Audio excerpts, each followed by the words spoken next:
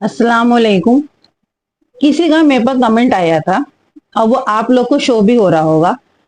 सूर्य कौसर के ऊपर उन्होंने कुछ कहा था। तब मैं ये चाहती हूँ कि मैं उनको उनकी बात का सही जवाब दे सकूं, और इंशाल्लाह मैं दे रही हूँ, आप जरा देख लीजिएगा।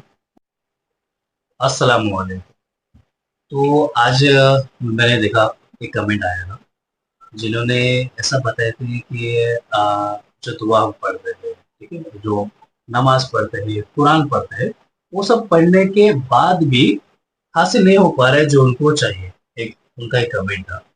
तो उनको मैं ये चीज़ ये कहना चाहूँगा कि देखिए, नमाज पढ़ना, कुरान शरीफ पढ़ना और ये सारी कुछ चीज़ें करना अच्छी बात, ठीक है, पर हर एक चीज़ का ना एक होता है एक तरीका। तरीका जो दुआ पढ़ने का होता है, सबसे पहले होती है नियत, और नियत होती है दिल से।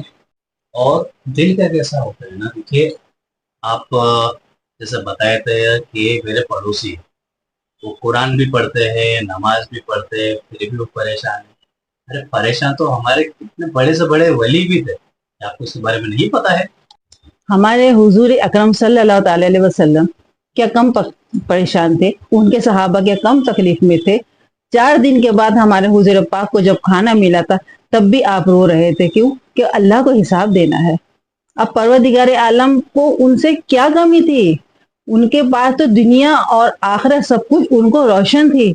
आपने जो 1400 साल पहले फरमा दिए, आज तक वही सब कुछ हो रहा है।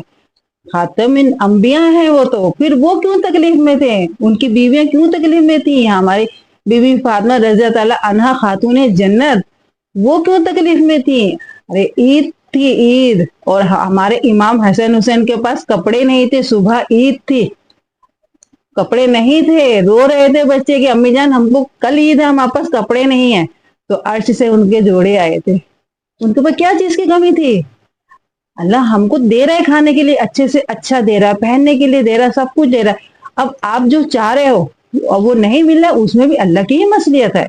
और आपकी जो इबादत है, इंशाल्लाह कभी जाया नहीं होगी वो, इंशाल्लाह। कि तकलीफ, परेशानी आना बहुत ही ज्यादा जरूरी हो। देखिए, उसका आपको मतलब है, जो शख्स को तकलीफ और परेशानी नहीं आती है वो हमेशा खुशहाल रहता है, ठीक है। तो इसका मतलब सीधा सीधा से ये होता है कि परवरदिगार खुदा उसके ऊपर ध्यान नहीं दे पा रहे। कल के दिन वो बंदा, वो शख्स, मैं हूँ या आप हो या कोई भी हो, अगर वो इंतकाल भी हो जाता ना, अल्लाह नहीं परवाह करता है वो कहाँ गया बंदा। तो तकलीफ और परेशानी आना भी बहुत ही ज्यादा जरूरी होता है। मैं समझ सकता हूँ किस पे तकलीफ ज्यादा होती है, किस पे कम होती है, ठीक है। जो हमारे वली अल्लाह थे उनके ऊपर भी बहुत सारी तकलीफें हुई, ठीक है। तो उन्होंने हमेशा भरोसे सिर्फ एक ही पे रखा था, वो था हमारा अल्लाह। अगर आप दुआ पढ़ते हो, अगर आप कुरान शरीफ पढ़ते हो, अगर आप नया मसलाना हर एक चीज करते हो, उसके बाद में अगर आपको ऐसा लगता है कि मेरी दुआ कबूल नहीं हो रही है या मेरी जो मांगी हुई चीज है वो नहीं हो पा रहा है, तो आप ये भी तो सोचेगा, आप जो बड़े बड़े गुनाह करते हैं, अल्लाह ताला वो वक्त पे तो आपको सजा नहीं देता है। अल्लाह आपको वक्त देता है, अल्लाह आपको चांस देता है, अल्लाह आपको मौका देता है ना आपकी गलतियों को सुधारने का। मालूम है ना आपको? जैसे कि हम अगर फजर की नमाज नहीं पढ़ते हैं ना, फरिश्ते कहते हैं कि आपके बंदे ने फजर की नमाज नहीं पढ़ा, परवरदिगार क्या कहता है, कोई नहीं, वो जोहर में नमाज पढ़ेगा, मेरे पास आएगा। बंदा जोहर में भी नहीं पढ़ता, फरिश्ते भी कहते हैं कि आपके बंदे ने जोहर में भी नहीं पढ़ा। अल्लाह फरमाता है कोई बात नहीं, असर में आएगा। बराबर। बंदा असर में भी नमाज नहीं पढ़ता है, फिर फरिश्ते अल्लाह से कहते हैं कि ये आपका बंदा असर में भी नमाज नहीं पढ़ा। परवरदिगार कहता है कोई बात नहीं, नहीं पढ़ा, मगरिब में जरूर पढ़ेगा, हम नहीं पढ़ पाते। फरिश्ते फिर कहते हैं अल्लाह से, परवरदिगार क्या कहते हैं, कोई बात नहीं, ईशा में तो जरूर आएगा। अल्लाह पे भरोसा होता है हमें, राइट, ईशा में जरूर आएगा, फिर भी हम ईशा की नमाज नहीं पढ़ते। फरिश्ते कहते हैं अल्लाह से, ईशा में भी नहीं पढ़ा। परवरदिगार वो वक्त में ये कहता है, कोई बात नहीं, आज नहीं पढ़ा, ये मेरा बंदा कल जरूर मेरे पास आएगा, जरूर पढ़ेगा। समझ रहे आप? तकलीफ आना, परेशानी आना बहुत ही ज्यादा जरूरी होता है। ये चीज आप अपने दिल में, अपने जहन में इसको बिठा देंगे तो बहुत ही ज्यादा अच्छा होगा। चींटी जैसी चींटी को भी रिज़्क देने वाला परवरदिगार है।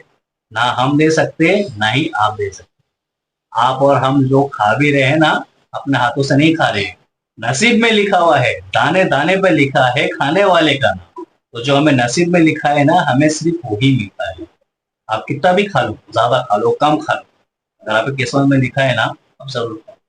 नहीं लिखा होगा ना किस्मत में, आप लाखों रुपए भी दे दोगे ना, आप एक दाना तो नहीं खा पाओ। समझ रहे आप? हमारी जो जरूरत है रिस्क, और हमको दिन भर चाहिए वो चीज, मोस्टली 3 वक्त तो चाहिए ही है, लेकिन परवरदिगार आलम ने हमको उसको सजदा करने का हुक्म नहीं दिया है। रिज़्क को सजदा नहीं करने का हुक्म दिया है, सजदा करने का हुक्म दिया है तो सिर्फ रज़्ज़ाक को दिया है।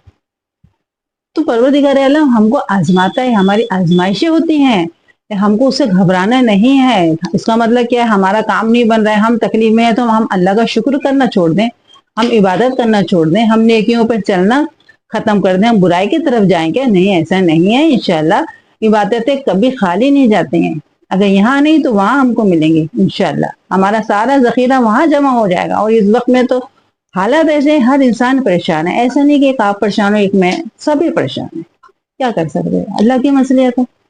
चलिए, अस्सलाम वालेकुम।